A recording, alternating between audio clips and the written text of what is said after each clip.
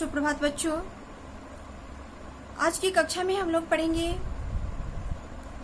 कक्षा 8वीं की हिंदी पाठ्य पुस्तक बसंत भाग 3 के पाठ 14 अन्नपूर्णा वर्मा द्वारा रचित एक ऐतिहासिक कहानी अकबरी लोटा। प्रस्तुत कहानी में लेखक अन्नपूर्णा वर्मा एक ऐतिहासिक घटनाक्रम को वर्णन किए हुए हैं। इसके अंतर्गत इन्होंने विदेशी पर्यटकों के साथ इस देश में होने वाले व्यवहार का यथार्थ चित्रण किए हुए हैं। साथ ही पति पत्नी व एक मित्र दूसरे मित्र के साथ कैसा व्यवहार करते हैं, कैसा व्यवहार रखते हैं तथा उनके बीच स्वार्थ एवं समर्पण की भावना कैसी होती है, इसका भी सजीव चित्रण आपको इस पाठ में देखने को मिलेगा। इस पाठ के इस कहानी के मेन पात्र हैं लाला झाऊलाल, उनकी धर्मपत्नी बिलवासी मिश्र और एक अंग्रेज। इस चार पात्रों के इर्द गिर्द ही यह ऐतिहासिक कहानी पूरा होता है। तो बच्चों आइए इस ऐतिहासिक कहानी को हम लोग भी पढ़ते हैं और जानते हैं कि क्या है इस ऐतिहासिक कहानी में। लाला झाऊलाल को खाने पीने की कोई कमी नहीं थी। काशी के ठठेरी बाजार में मकान था। नीचे की दुकानों से 100 रुपये मासिक के करीब किराया उतर आता था। अच्छा खाते थे, अच्छा पहनते थे, पर 250 रुपये तो एक साथ आँख सेकने के लिए भी न मिलते थे। आँख सेकने के लिए भी न मिलते थे, अर्थात देखने के लिए भी न मिलते थे। लाला झाऊलाल सुखी संपन्न परिवार से हैं। उनकी एक आलीशान कोठरी ठठेरी बाजार में है। प्रत्येक माह उनकी उस मकान से 100 रुपये मासिक वेतन आ जाता है। इस भाड़े के पैसे से वह अच्छी तरह खाते पीते हैं और गुजर बसर कर लेते हैं, पर 250 रुपये एक साथ तो कभी देखने को भी नहीं मिलता।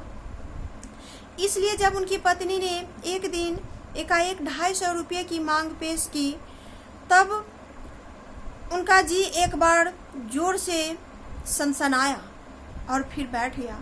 उनकी यह दशा देखकर पत्नी ने कहा, डरिए मत, आप देने में असमर्थ हो तो मैं अपने भाई से मांग लूं। लाला झाऊलाल की पत्नी जब एक दिन अपने पति से 250 रुपये की मांग करती है तो उसका दिल और दिमाग दोनों सुनकर सन से रह जाता है। वह स्तंभ हो जाता है कि 250 रुपये कैसे यह मांग कर दी 250 रुपये को। उनकी यह स्थिति देखकर उनकी पत्नी बोलती है, कोई बात नहीं, आप सिर्फ बोल दीजिए कि आप देने में असमर्थ हैं, मैं अपने भाई से मांग लूं। लाला झाऊलाल तिलमिला उठे।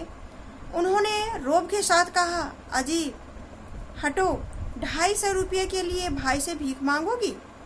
मुझसे ले लेना। अब जैसे ही पत्नी अपने भाई के नाम लेती है तो बड़ा ठाठ दिखाता है झाऊलाल। अजी सुनो, तुम मुझसे ही ले लेना, क्यों अपनी भाई का धौंस दिखाती हो? लेकिन मुझे इसी जिंदगी में चाहिए, अजी इसी हफ्ता में ले लेना। यहाँ इनकी पत्नी मुझे इसी जिंदगी में चाहिए ऐसे बोल रही है जैसे लाला झाऊलाल कोई भी काम जल्दी नहीं सुनते हैं, जल्दी से समय पे नहीं करते हैं। तो इसलिए इनकी पत्नी यहाँ कह रही है कि मुझे इसी जिंदगी में चाहिए, अर्थात मुझे मिल जाना चाहिए। तभी पति देव कहते हैं कि हाँ जी मिल जाएगा तुम्हें इसी हफ्ता में। सप्ताह से आपका तात्पर्य 7 दिन से है या 7 वर्ष से है। पहले तो यह व्यंग करती है कि इसी जिंदगी में चाहिए, अब से हो जाएगा, आप दे देंगे। लेकिन प्रत्युत्तर में झाऊलाल कहते हैं कि इसी सप्ताह में। फिर वह उस बात को दोहराती हुई कहती है सप्ताह का मतलब होता है 7 दिन, तो आप 7 दिन के अंदर ही दे देंगे ना, या 7 वर्ष लगेगा आपको 250 रुपये देने में। लाला झाऊलाल ने रोब के साथ खड़े होते हुए कहा, आज से 7वें दिन मुझसे 250 रुपये ले लेना। अब वह बड़े रोब के साथ खड़ा होते हुए झाऊलाल अपनी पत्नी से कहता है, अरे आज से ठीक 7वें दिन तुम 250 रुपया मुझसे ले लेना। लेकिन जब 4 दिन जो त्यों में यूं ही बीत गए और रुपये को कोई प्रबंध न हो सका, तब उन्हें चिंता होने लगी। प्रश्न अपनी प्रतिष्ठा का था, अपने ही घरों में अपनी साख का था, अर्थात अपने ही घरों में अपनी पत्नी के सामने अपनी इज्जत का सवाल है। देने का पक्का वादा करके अगर अब दे न सके तो अपने मन में वह क्या सोचेगी, उसकी नज़रों में उसका क्या मूल्य रह जाएगा। अपनी वाहवाही की सैकड़ों गाथाएं सुना चुके, अब जो एक काम पड़ा तो चारों खाने चित हो गए। यह पहली बार उसने मुंह खोलकर कुछ रुपये का सवाल किया था। इस समय अगर दुम दबाकर निकल भागते हैं तो फिर उसे क्या मुंह दिखाएंगे। अब जब सप्ताह अर्थात 7 दिन में देने का वादा किए थे झाऊलाल अपनी पत्नी को 250 रुपया, जब 4 दिन यूं ही गुजर गया और पैसा की कोई बंदोबस्त नहीं कर पाया, तो अब झाऊलाल को चिंता सताने लगा कि वह पहली बार 250 रुपये की मांग की है और वो भी मैं पूरा ना कर सकूं। मैं अपनी बारे में कई गाथाएं उसको सुना चुका हूं, तो अब उसके सामने मेरा क्या धौस रह जाएगा, क्या हैसियत रह जाएगा, क्या प्रतिष्ठा रहेगा मेरा। प्रस्तुत गद्यांश में लेखक लाला झाऊलाल के पारिवारिक जीवन को वर्णन किए हुए हैं। उन्हें खाने पीने पहनने रहने की किसी भी प्रकार की कोई दिक्कत नहीं है।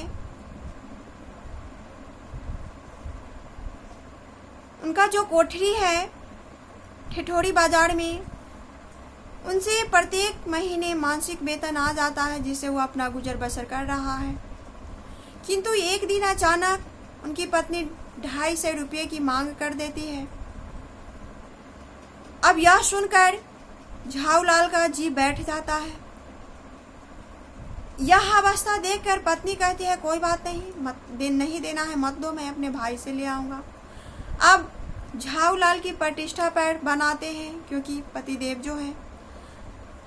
तभी वह कहता है कि ठीक 7वें दिन तुम मुझसे यह पैसा ले लेना। अब सप्ताह के 4 दिन बीत गया, पैसा का कोई इंतजाम नहीं हुआ। अब यह चिंता झाऊलाल को सताने लगता है, अगर मैं नहीं दूं तो उसके सामने मेरा क्या मूल्य रह जाएगा, क्या वैल्यू रह जाएगा। पत्नी के सामने अपनी वाहवाही की, अपनी तारीफों की सैकड़ों कहानी सुना चुका हूं मैं। काम पड़ा तो नखरे निकल आए, यही सोचेगी न हुआ। ऐसे में पत्नी के सामना कैसे करेंगे, यही सब द्वंद्व झाऊलाल के दिलो दिमाग में चल रहा है अभी। खैर एक दिन और बीता, अब 5वें दिन बीत गया। 5वें दिन घबराकर उन्होंने पंडित बिलवासी मिश्र को अपनी विपदा सुनाई, अर्थात उसका जो दुख था वह अपने पंडित बिलवासी मिश्र को सुनाया। संयोग कुछ ऐसा बिगड़ा था कि बिलवासी जी भी उस समय बिल्कुल खूक थे। खूक मतलब खाली थे। उन्होंने कहा, मेरे पास है तो नहीं, पर मैं कहीं से मांग जांच कर लाने की कोशिश करूंगा, और अगर मिल गया तो कल शाम को तुमसे मकान पर मिलूंगा। जब खुद बिलवासी मिश्र पैसे का बंदोबस्त नहीं कर पाया तो अपने एक मित्र पंडित बिलवासी मिश्र को अपनी विपदा, अपनी कष्ट, व्यथा जाकर सुनाता है। संयोग वह भी सुनाता है कि देखो, मेरे पास भी अभी है तो नहीं, मैं भी बिल्कुल खूक हूँ, अर्थात खाली हूँ, लेकिन चिंता मत करो, मैं किसी भी तरह कहीं से मांग कर तुम्हारी इस समस्या का निदान करने का कोशिश करूँगा, और मैं इस बात के लिए कल तुम्हारे मकान पे मिलता हूँ, तुम्हारे घर पे आके मिलता हूँ। तो बच्चों, इस ऐतिहासिक कहानी की पहले भाग में आप जाने हैं लाला झाऊलाल का जीवन कैसा है, उनकी पत्नी के बीच कैसा संबंध है, सुमधुर है, खटाश है। बाकी उनकी पत्नी पैसे की मांग करती है, वह पूरा नहीं कर पा रहा है। वह मदद लेने के लिए पंडित बिलवासी मिश्र के यहाँ पहुँचता है। अब हम इसी अगले भाग में पढ़ेंगे बिलवासी मिश्र जी क्या करते हैं, किस तरह लाला झाऊलाल को मदद करते हैं। आज के लिए इतना ही। मैं आशा करती हूँ कहानी की पहला भाग आप लोगों को समझ में आया होगा। धन्यवाद।